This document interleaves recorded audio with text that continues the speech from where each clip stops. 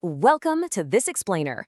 Today, we're diving into a genuinely fascinating topic. We're going to unlock Earth's living map. Have you ever stopped to wonder why certain animals live exactly where they do and literally nowhere else? Well, together, we're going to unravel the puzzle of where animals live, why they're there, and critically, what we absolutely have to do to protect them before it's too late. So, here's our roadmap for today. We'll start with the animal distribution puzzle, then explore biomes and zoological realms, look at the levels of biodiversity, check out Earth's vulnerable hotspots, and wrap up with protecting nature's heritage. All right, let's jump right into section 1, the animal distribution puzzle. Where do they live? To really grasp this, picture this scenario. Why is a polar bear perfectly adapted to the freezing Arctic, but you'll never find one anywhere else? I mean, imagine the biting winds and solid ice of the frozen north, and then compare that to the super steamy, vibrant green canopy of the Amazon rainforest. Every single animal, from the tiniest little insect to the largest mammal, is uniquely shaped by its environment to survive in very, very specific conditions. You wouldn't find a polar bear in a rainforest, right? Because its thick fur and blubber, which literally save its life in the snow, would be a total disaster in the heat. And you know, this perfectly illustrates that where animals live isn't just random luck.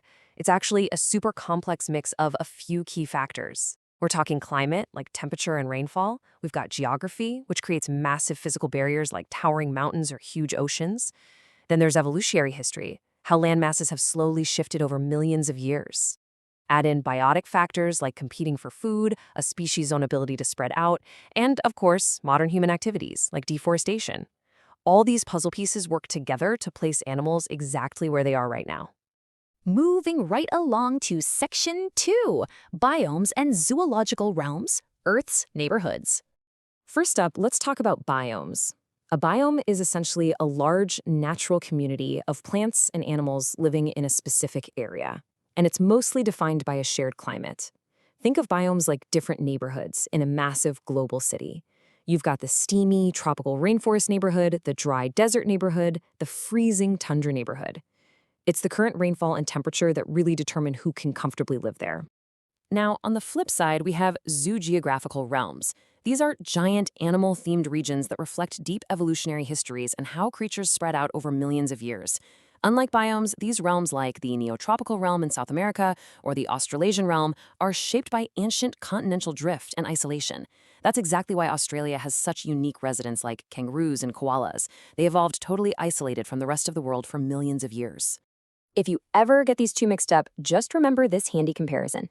Biomes are all about the weather right now. Realms are about the deep, ancient history of our continents pulling apart.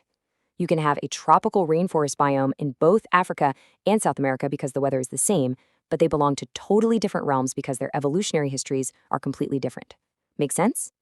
A really perfect example of a realm boundary is something called the Wallace Line. This is a deep water trench running through Indonesia that completely separates Asian animal species from Australian animal species. Even though the climate on both sides of this line is virtually identical, the animals are totally different. This trench acted like an invisible wall that animals simply couldn't cross, proving just how much power geological barriers have in shaping life on Earth. Okay, on to Section 3. The levels of biodiversity, measuring the variety of life. So, how do scientists actually measure this variety? Well, the first scale is alpha diversity. This is the species richness within a single local habitat. To keep this super simple, just imagine a small pond in the woods. Alpha diversity is basically just you standing at the edge of that one pond, counting exactly how many different types of fish, frogs, and insects live in that single spot. Then we step it up to beta diversity. This one is all about comparison. If you take the list of species from that pond we just looked at, and then you compare it to the species living in a forest just down the road, you're looking at beta diversity. It measures the difference between two habitats to see what makes each one unique. And finally, we've got gamma diversity. This is the big picture. Gamma diversity combines all those individual ponds, forests, and meadows to measure the total biodiversity of an entire massive landscape.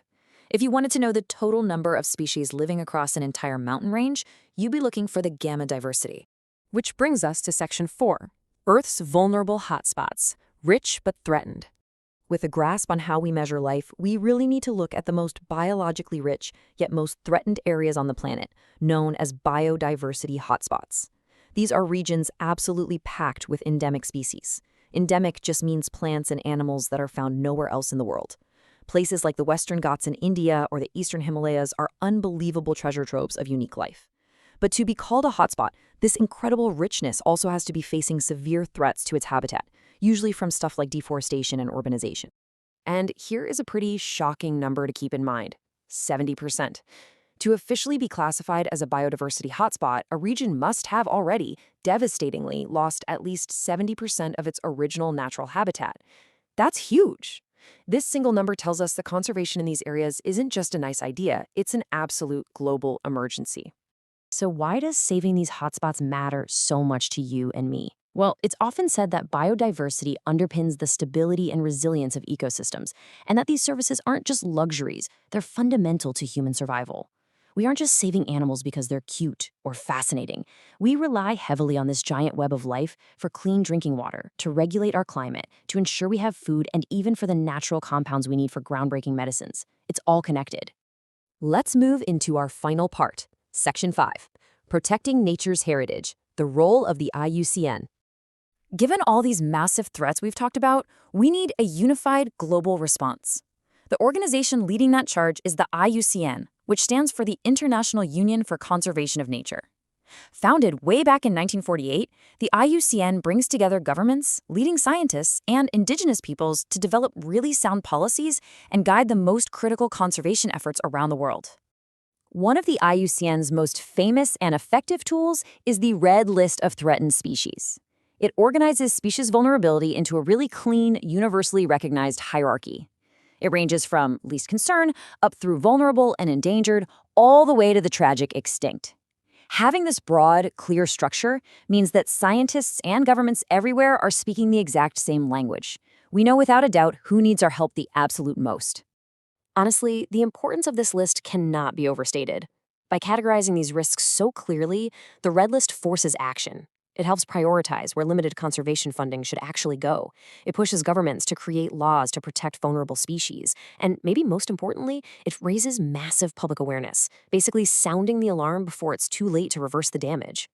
So that brings us to our final thought for this explainer: understanding how life is distributed across biomes and realms and measuring its rich diversity. Well, that's really just the beginning of the journey. The real challenge for all of us now is using this knowledge to ensure a healthy planet for future generations. Earth's living puzzle is beautiful, it's incredibly intricate, and yes, it's deeply threatened. So I'll leave you with this question: what role will you play in safeguarding our irreplaceable natural heritage? Thanks so much for exploring with us today. Keep learning.